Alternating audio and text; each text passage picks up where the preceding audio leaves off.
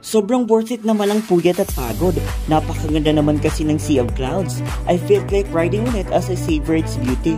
For sure this isn't the last visit. I will definitely return.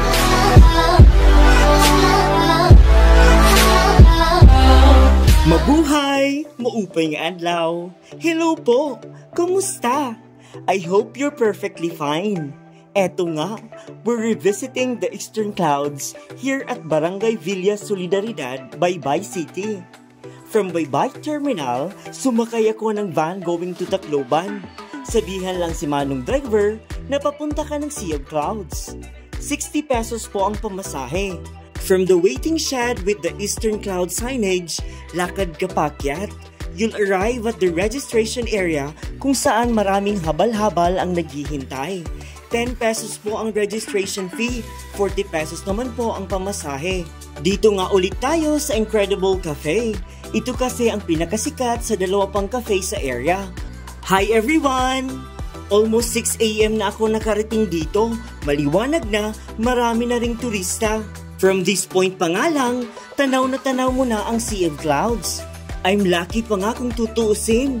Maulan kasi kanina nang papunta pa lang ako dito at possible na walang clouds na makikita. God is good talaga. Thank you, Daddy God. By the way, if you're planning to visit here, make sure to look into the updates in their FB page. Bandang 3 AM in the day of your visit. If visible ba o hindi ang Sea of Clouds. I came here Saturday. That explains the amount of tourists that is present. Kagaya ko, marami din sa kanila ang hindi na first-time visitors ng place. When I had the chance to talk to them, pangalawa hanggang pang-apat na daw sila dito. Others are with their barkada, office mates at pamilya. Kay sarap nga daw balik-balikan ang Sea of Clouds, ang tahimik na lugar, ang malamig nitong temperature at ang masarap at affordable na breakfast ng Incredible Cafe. Aside from this, of course, maganda dito ang mag-take ng multiple photos. Perfect for your SOCMED posts and updates. On this platform, you'll see clearly the Sea of Clouds. Palaging maraming tao dito. Ang sarap magbabad on this area. Kakapanood sa mga taong enjoy na nagbe-breakfast at nagpipintuhan. Lasapin ang malamig na dampi ng hangin at of course, ang banayad na kilos ng mga ulap sa ibabaw ng mga bundok. This Eastern Sea Clouds here in Baybay is a natural wonder that draws visitors from all over the world.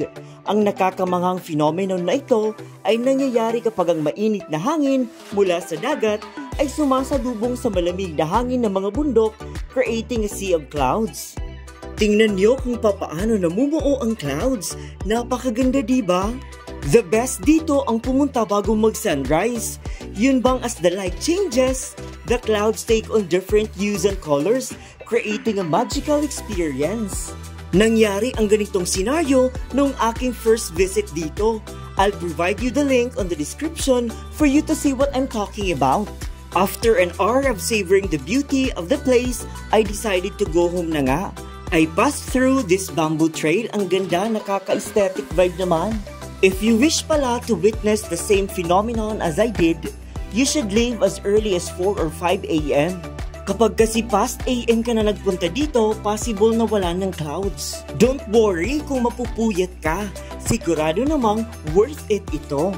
Nakakalungkot mang isipin na aalis na tayo dito, but the second time encounter with the Sea of Clouds never disappoint. Maraming salamat sa panunood. See you in my next vlog. Paalam!